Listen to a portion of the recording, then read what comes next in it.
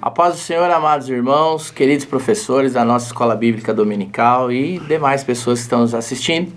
Estamos chegando ao término de mais um trimestre abençoado, no qual tivemos um aprendizado maravilhoso acerca do sublime amor de Jesus nas palavras de João. Um amor incondicional, infindo, excelso, superno. O seu amor pela humanidade foi tão grande que fez com que Jesus deixasse o seu trono de majestade e de glória para vir a este mundo e entregar a sua vida por todos nós. Hoje nós estaremos estudando, conversando um pouquinho, acerca da lição de número 13, cujo título é A Ressurreição de Jesus, o sustentáculo da nossa esperança. E nessa oportunidade eu tenho o prazer, a satisfação de estar aqui mais uma vez ao lado aqui do irmão Natan, comentarista, né, uma benção, e também aqui do nosso irmão Alessandro, que hoje eu estou tendo a oportunidade de conhecê-lo pessoalmente, e logo eles já estarão fazendo aí as suas considerações e os seus comentários. A ressurreição de Jesus é um evento glorioso e marcante para o cristianismo. Comemorar o seu nascimento é importante, a sua morte também, mas falar da sua ressurreição enche a nossa alma de alegria e nos traz a certeza, a garantia de que se ele ressuscitou em um corpo glorioso, nós também haveremos de ressuscitar um dia. Isso nos consola muito, alimenta a nossa esperança, pois por melhor que seja a nossa vida aqui, em alguns momentos enfrentamos situações adversas, passamos por problemas, né? O amor de Jesus não nos isenta disso, como vimos na lição de número 9. Todos nós, grandes ou pequenos, ricos ou pobres, nós temos um inimigo ferrenho, o qual nenhum homem poderia vencer. Talvez o pior de todos, né, amados? Que é a morte. Esse inimigo que vai ser o último a ser aniquilado, um adversário terrível que o poeta inglês Shakespeare, por exemplo, falando desse inimigo, ele vai dizer: contra ti é vão combate, ou seja, não há como te vencer. Mas Jesus, ele enfrentou a morte e a venceu, porque ao terceiro dia ele ressurgiu dos mortos, apresentando provas incontestes desse evento glorioso da sua ressurreição, permanecendo ainda na terra por 40 dias. E na introdução da nossa lição, eu citei que o cristianismo é uma religião diferente das demais, porque é a única que o seu fundador, que foi morto há um pouco mais de 2000 anos, não está sepultado e o seu corpo não foi mumificado, não foi embalsamado. E aqui nós não vamos desmerecer as outras religiões, mas não há provas de que os seus fundadores tenham ressuscitado. Os fragmentos de seus corpos estão nos sepulcros. Há poucos dias, amados, eu estava lendo uma reportagem na revista super interessante, e lá estava dizendo que foram encontrados restos, né, partes do crânio do fundador ali do budismo, e estavam ali colocados numa urna, mas não há registro na história de que nenhum dos outros fundadores das outras religiões tenham ressuscitado. Então não há desmerecimento nesse comentário, mas o cristianismo ele tem esse diferencial, porque Jesus, que é o fundador da igreja, né, ele ressuscitou ao terceiro dia. A sua ressurreição ela foi confirmada, ele apareceu a diversas pessoas em diversos momentos, em diversos lugares, e contra isso não há como contestar, né? Esse evento glorioso, né, amados, que foi a ressurreição do nosso Jesus. Tem como alguém contestar isso, amados? Apesar que as pessoas até tentam, né? Uns falam que o corpo foi escondido, entraram lá escondido, pegaram o corpo, levaram para outro lugar, mas a história, né, e ela registra que isso é um fato verídico, não é isso, amados? A paz do Senhor para os irmãos, todos que estão nos assistindo. Realmente, o irmão Daniel, é incontestável a ressurreição de Jesus. Quando nós pegamos ali no texto bíblico, vai dizer que a primeira desconfiança dos apóstolos, né, que no versículo 2 vai dizer que o Pedro e João estavam ali, os primeiros, né, nesse relato aqui de João. A primeira desconfiança é que o corpo tinha sido roubado, né?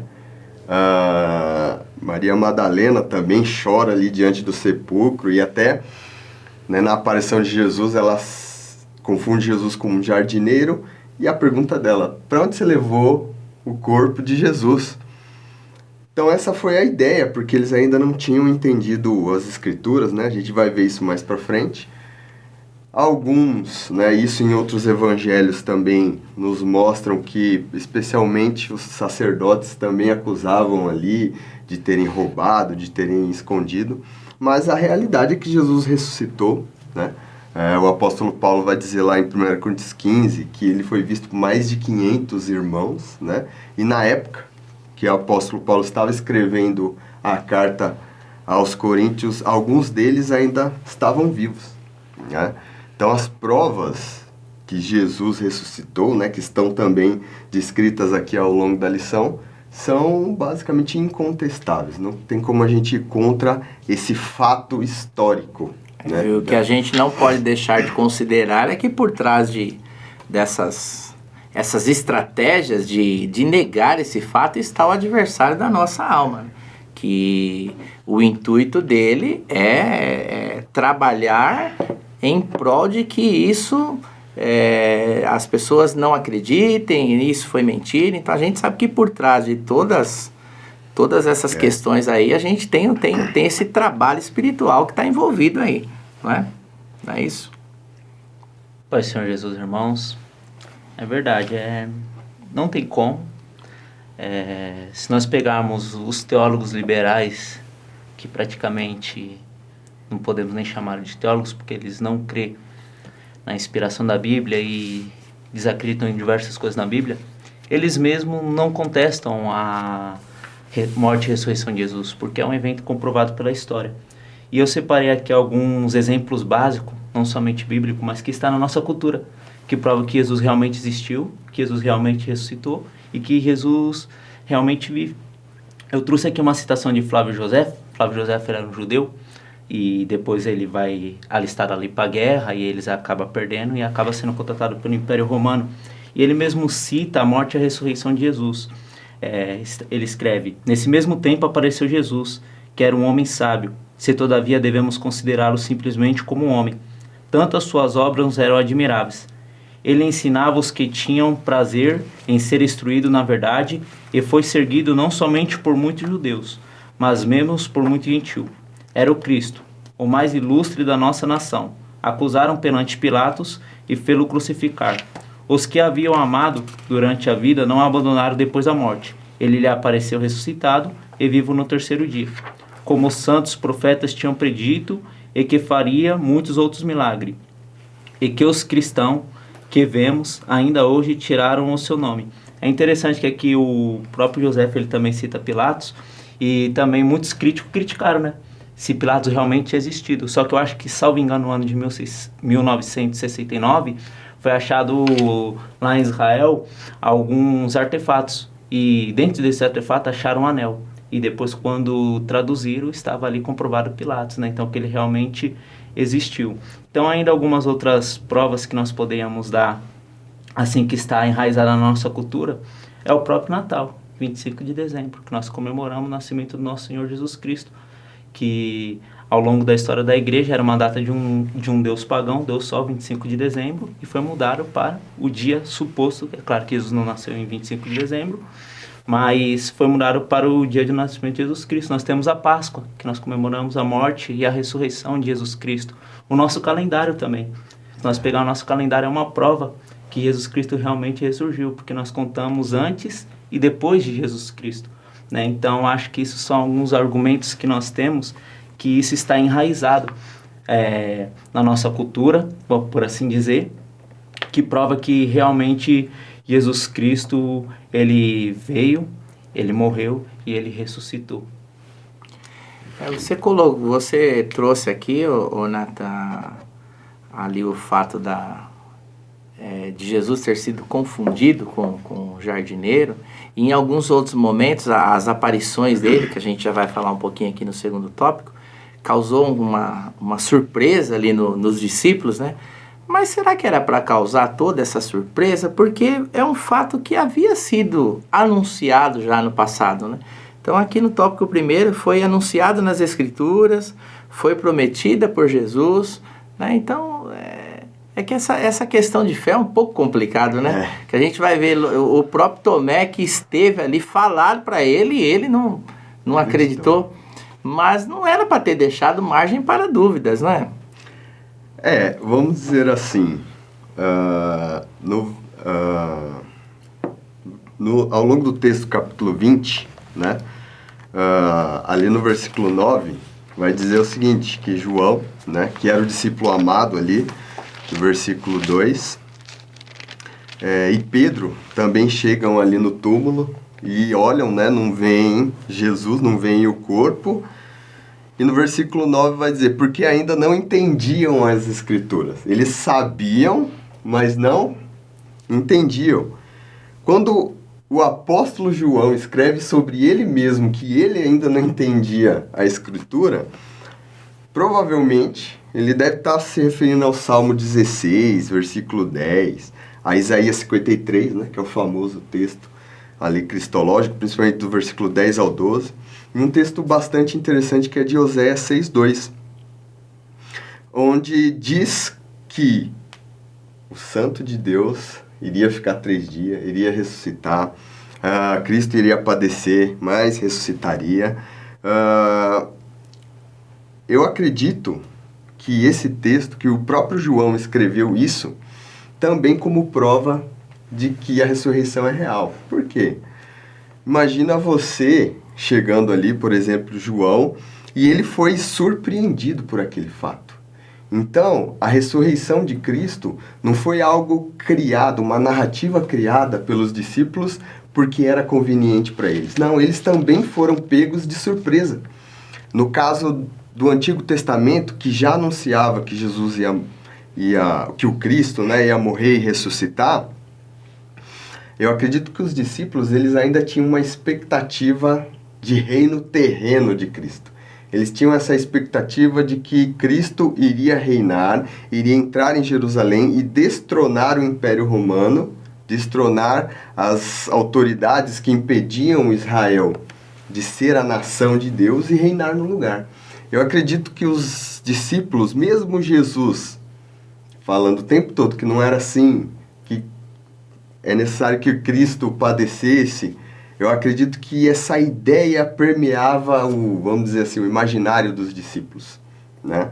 Tanto é que nós vamos ver ali em textos como Mateus 16, 21, Mateus 20, versículos 17, Lucas 18. Esse texto de Lucas 18, do versículo 31 ao 34, é muito interessante, porque Jesus fala que ele vai para Jerusalém, é necessário padecer, e que ele vai morrer, mas ao 3º dia ressuscitar. Só que o versículo 34, ele é bastante significativo.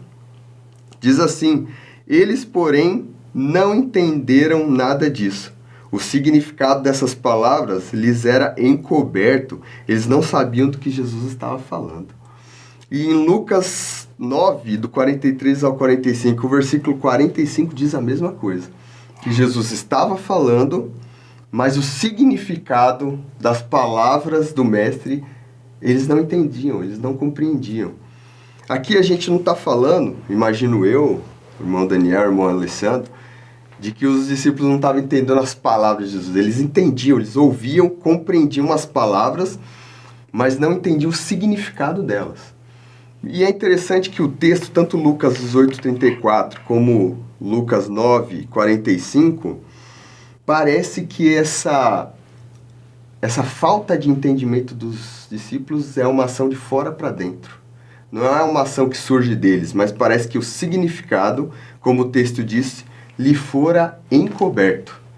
Por quê? Né? E a gente entende que quem poderia encobrir isso? O próprio Deus encobrindo esse entendimento aos discípulos. Novamente, eu acredito que tudo isso era uma diferença entre concepção dos discípulos que imaginavam Cristo destronando o Império Romano e reinando no seu lugar, mas o plano de Deus não era esse. O plano de Jesus não era esse, era muito maior. O reino de Deus não era só para Israel, o Israel terreno, mas o plano de Jesus era um reino que se estendesse a toda a tribo, raça, língua e nação.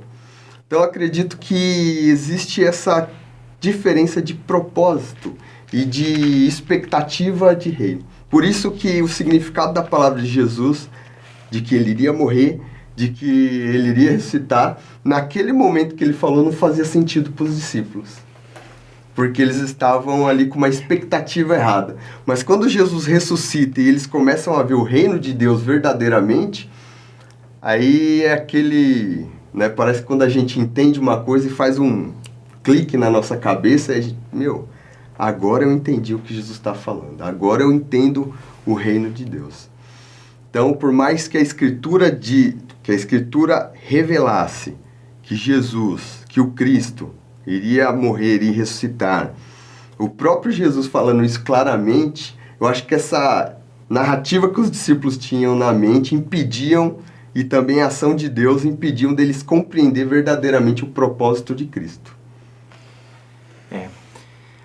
Avançando um pouquinho, amados, para o tópico segundo, vai falar aí sobre as aparições de Jesus após ser ressuscitado. Normalmente nós dizemos que contra fatos não há argumentos, né?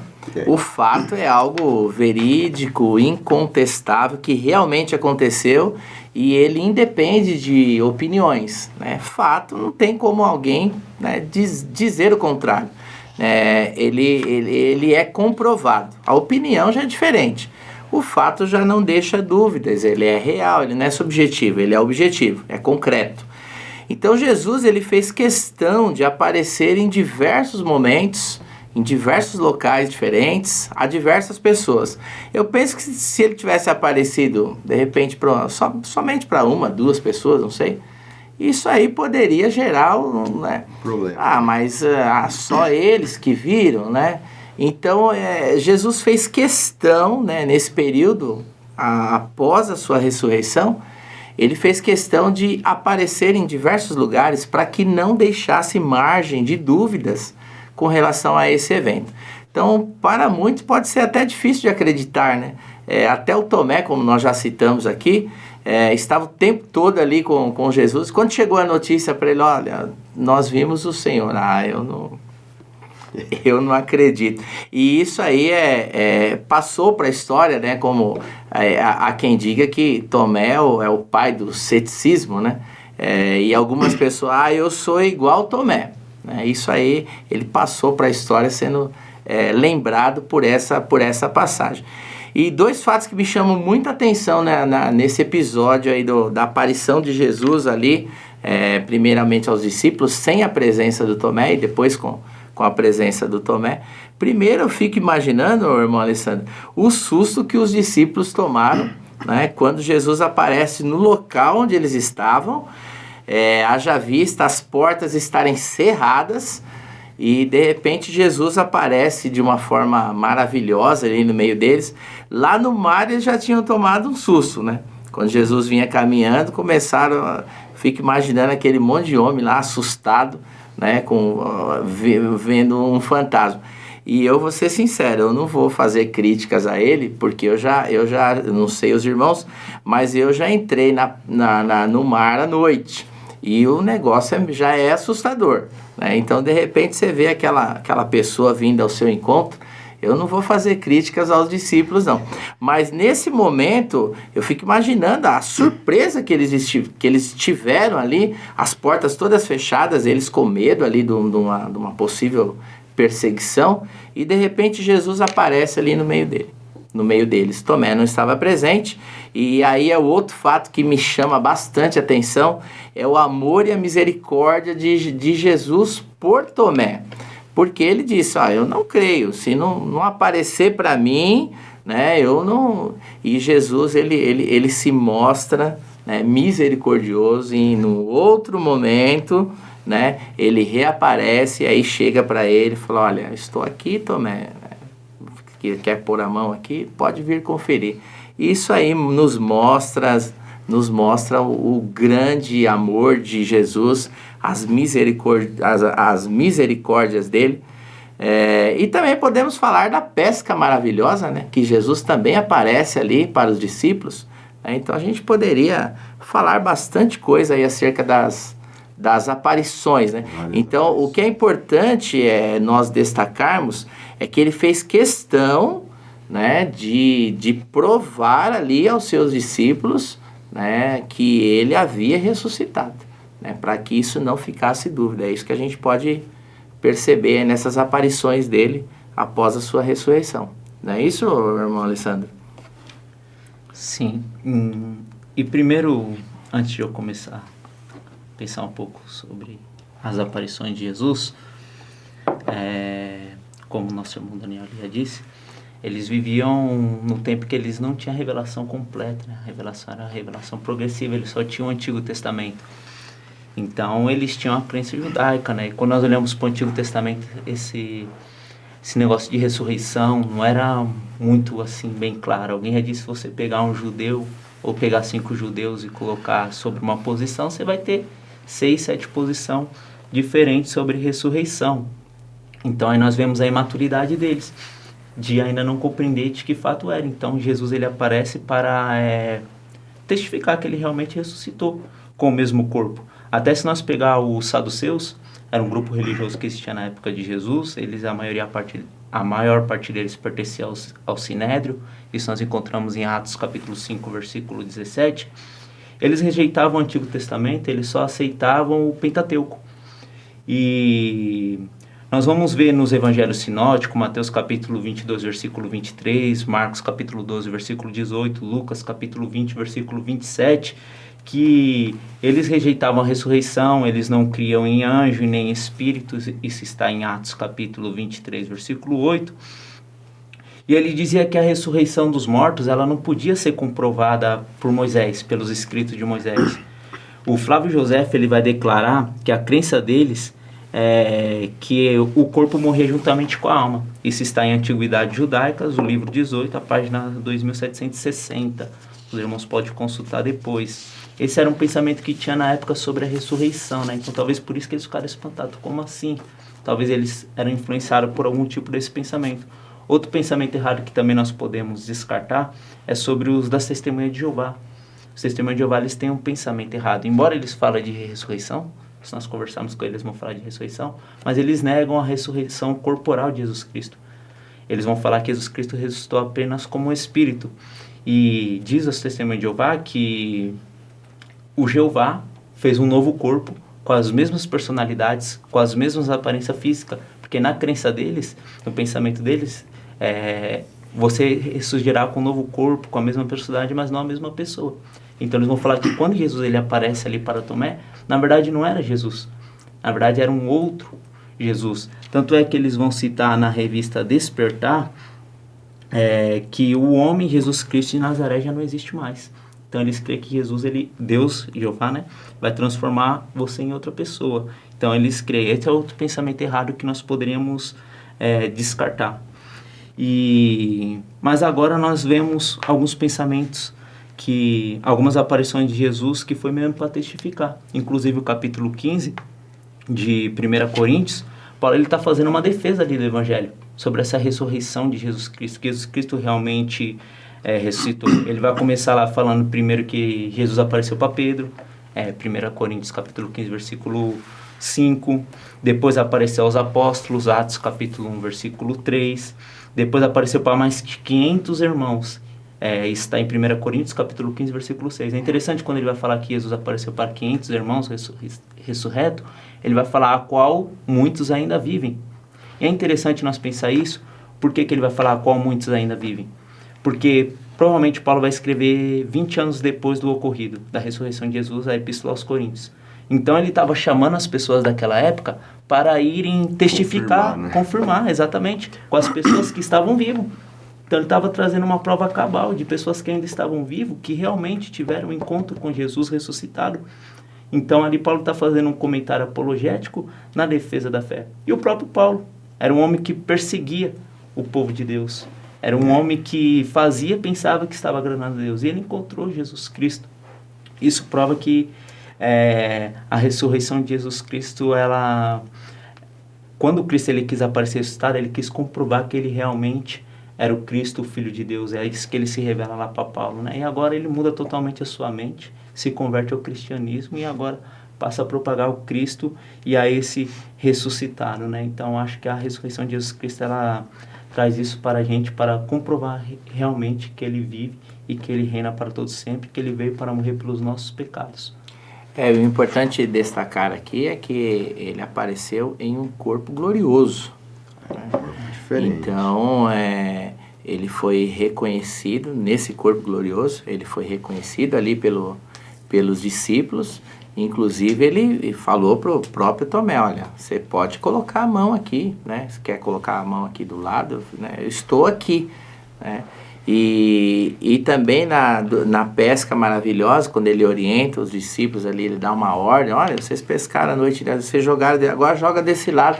Mas o texto vai dizer que quando eles retornam, Jesus já havia preparado um alimento para eles ali. Então ele tocou ali no alimento.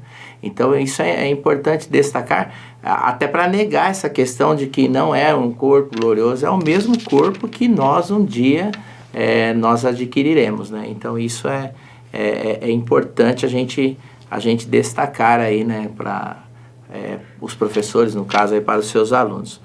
E quais foram os efeitos dessa ressurreição de Jesus? Isso aqui é algo glorioso demais, né? Porque a morte de Jesus, ela nos redimiu diante de Deus. Redimir é pagar uma dívida que nós não podíamos pagar de forma alguma, não tínhamos recursos para pagar uma dívida tão alta. O pecado, né, trazia e ainda traz a morte como consequência. Então, ao assumir os nossos pecados, Jesus ele morreu por causa deles, porque se ele tivesse cometido um pecado, ele seria morto por esse pecado. Mas ele assumiu os nossos pecados, né? E ele nos redimiu, ele pagou o preço que nós não podíamos pagar. Mas a morte, que é a grande inimiga do homem, não pôde vencê-lo. Essa é o que nos enche, como foi dito no início, é o que enche a nossa alma de alegria, que nos dá essa segurança, que nos traz essa esperança.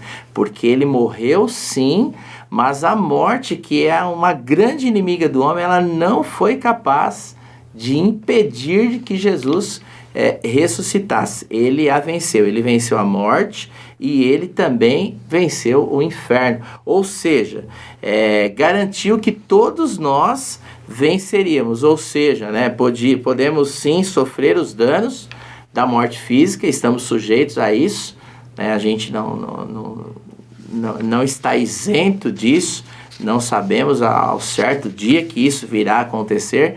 Eu espero que a gente não prove da morte, né? Que a gente seja arrebatado e aí sim tenhamos o nosso corpo glorioso, mas todos nós estamos sujeitos a um dia passar pela morte física.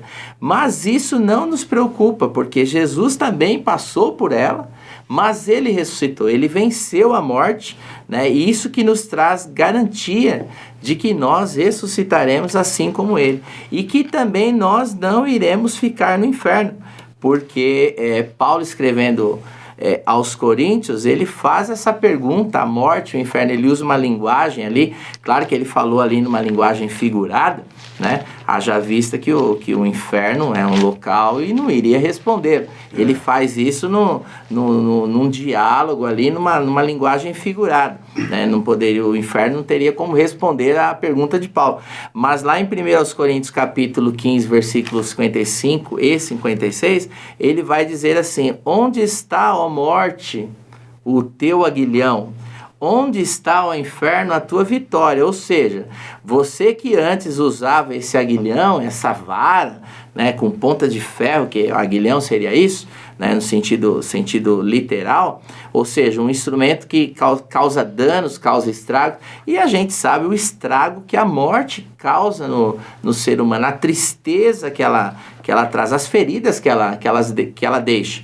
Né? Então Paulo está dizendo aqui que esse inimigo do homem não vai mais causar danos, porque ainda que nós passemos por ela, né, nós temos a viva esperança de que um dia nós venceremos, porque a morte já foi vencida por Jesus, assim como o inferno também não terá mais vitória sobre os que estiverem em Cristo. Isso é algo glorioso demais, né, irmãos? A gente falar sobre isso, essa esperança que nos sustenta, essa esperança que nos dá essa certeza, que nos dá essa segurança, que nos encoraja a seguirmos nessa caminhada cristã, porque todos nós estamos nesta caminhada.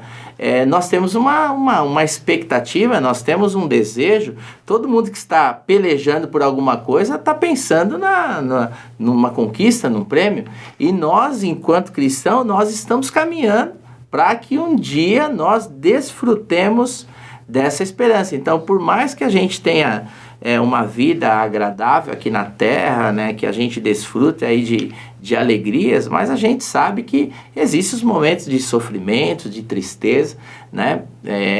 Mas nós temos essa esperança de que um dia, assim como Jesus ressuscitou dos mortos, nós também, se estivermos mortos, ressuscitaremos, e se estivermos vivos, seremos transformados. Isso é algo glorioso demais, né, irmãos? É tão maravilhoso, irmão Daniel, que o tema ressurreição, como você bem colocou aqui na lição, é realmente o sustentáculo da nossa esperança. Ele é um tema tão importante que ele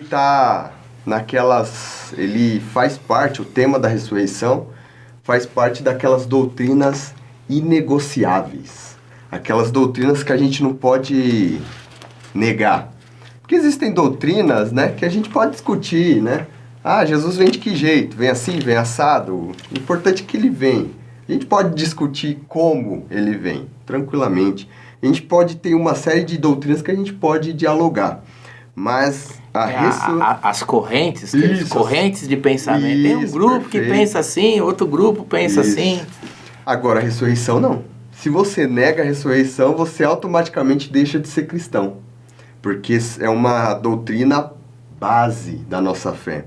Tanto é que o próprio apóstolo Paulo vai dizer em 1 Coríntios 15:14: se Cristo não ressuscitou, é vã a nossa pregação e é vã a fé de vocês. Isso porque, eu vou somar aqui com o nosso irmão Alessandro, que ele citou já no começo da aula os teólogos liberais, né?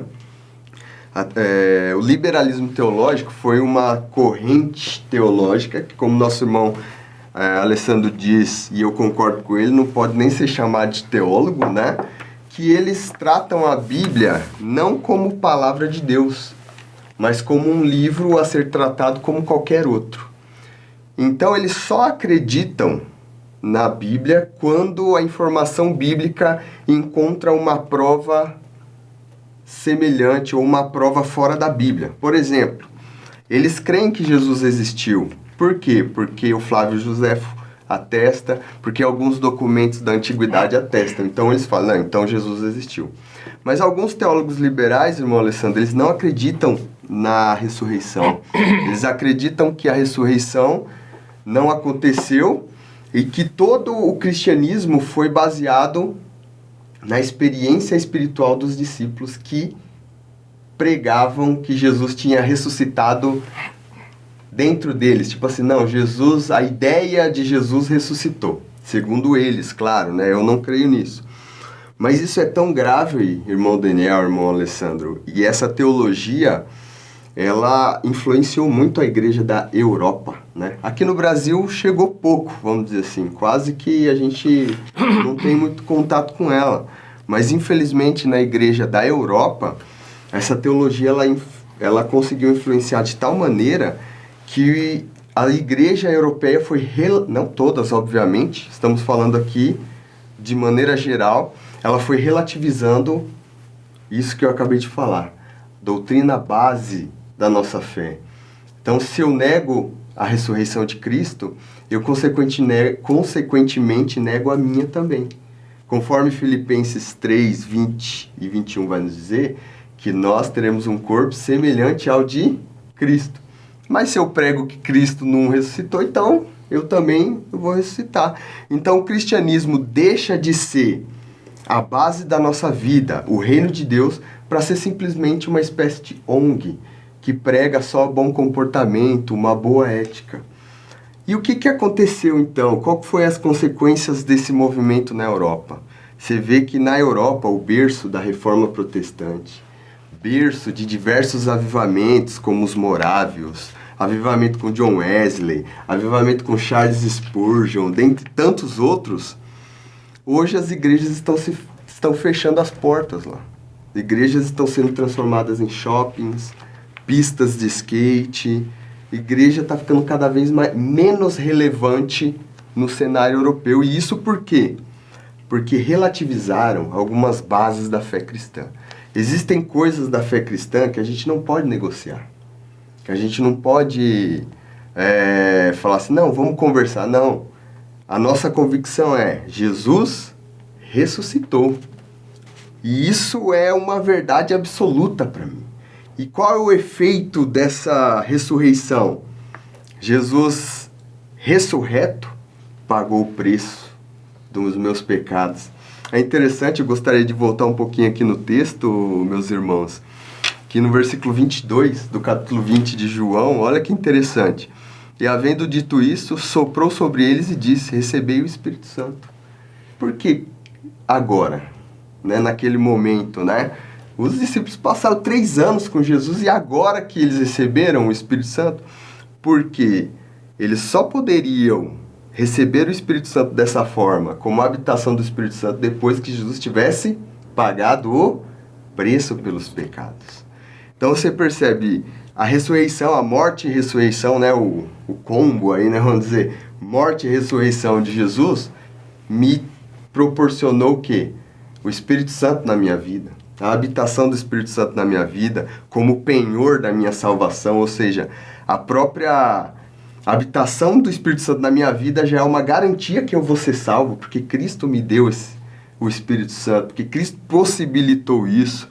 Cristo me fez ser transformado, me transforma a cada dia pela atuação do Espírito Santo e nos prometeu buscar também. Seremos ressurretos se morrermos. Se esse corpo físico morrer, se eu não ficar aqui para ver o arrebatamento, eu creio que eu serei arrebatado, eu creio que eu estarei com Cristo, e mesmo se eu não morrer fisicamente, se eu estiver presente no arrebatamento, eu creio que eu serei transformado, como o apóstolo Paulo nos diz.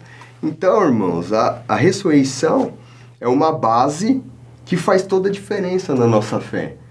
O título da lição é perfeito, é o sustentáculo da nossa esperança. Não é simplesmente uma doutrina que eu tenho que decorar. Não, é algo que tem que estar numa convicção do meu coração, tem que estar lá dentro. Tem que ser aquele tipo de coisa que não somente me faz acreditar teoricamente em alguma coisa, mas que esteja como uma convicção do meu coração. Irmão Daniel.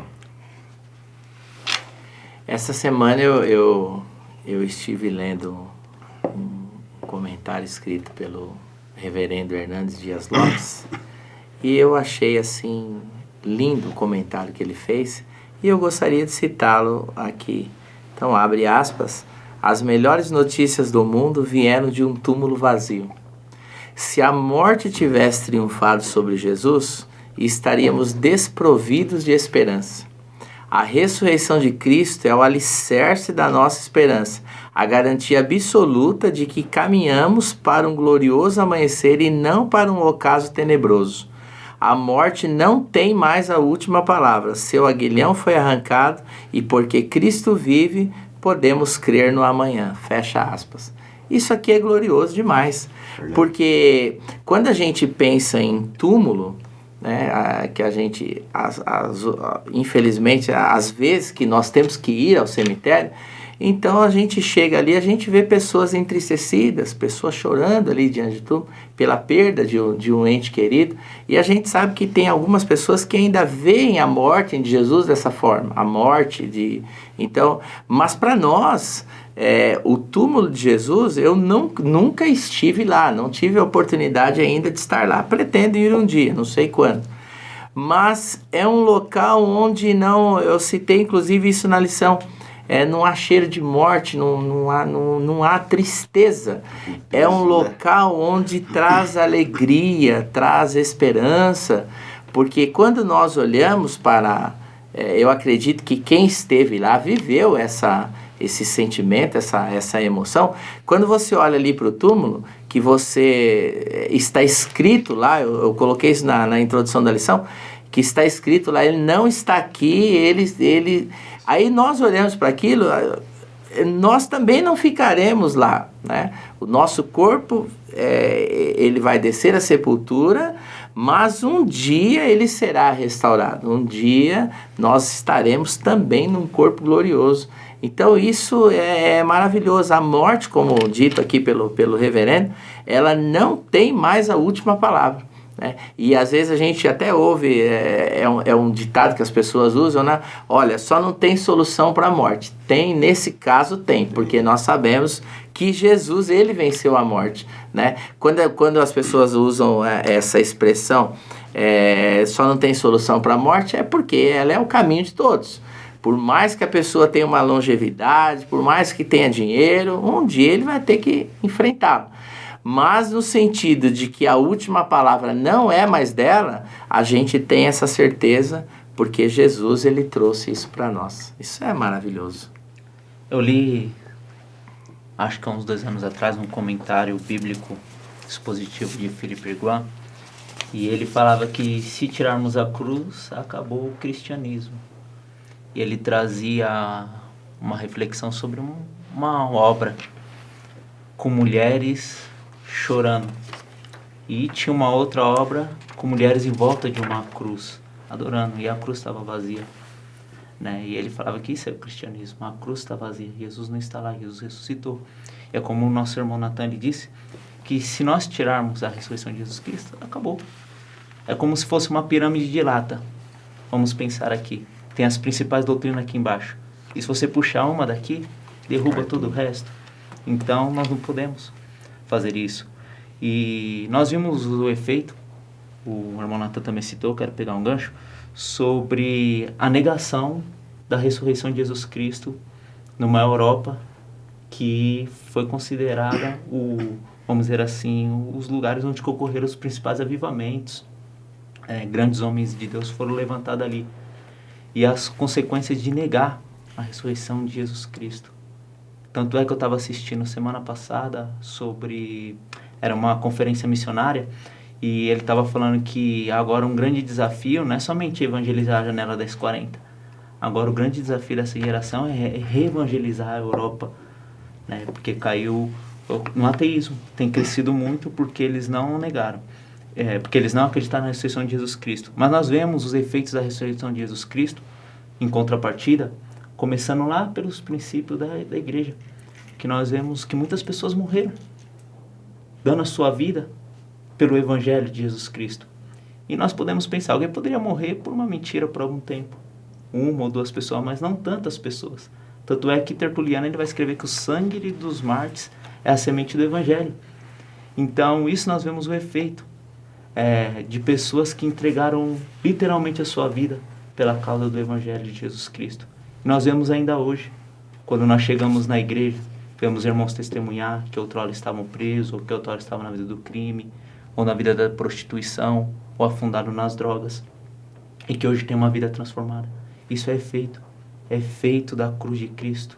Isso é efeito daquilo que Jesus Cristo fez. E Ele continua transformando.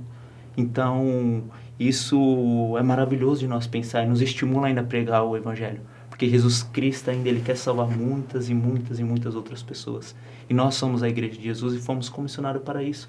Nós precisamos apresentar esse Cristo que morreu uma vez para pagar o pecado dessas pessoas. Que só assim elas encontrarão o alívio de suas almas. Então, nós pensar nisso, eu sempre fico pensando o quão Cristo é maravilhoso.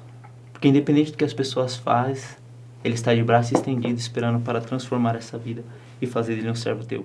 Então, esse é um dos efeitos. E é interessante que também Ele nos dá a esperança do porvir, que nem os irmãos já citaram aqui. E aqui eu quero ler 1 Coríntios capítulo 15, o versículo 21 e o versículo 22, na verdade. Porque assim todos morreram em Adão, assim também todos serão vivificados em Cristo. Aí versículo 23. Mas cada um por sua ordem. Cristo as primícias, depois os que são de Cristo na sua vinda.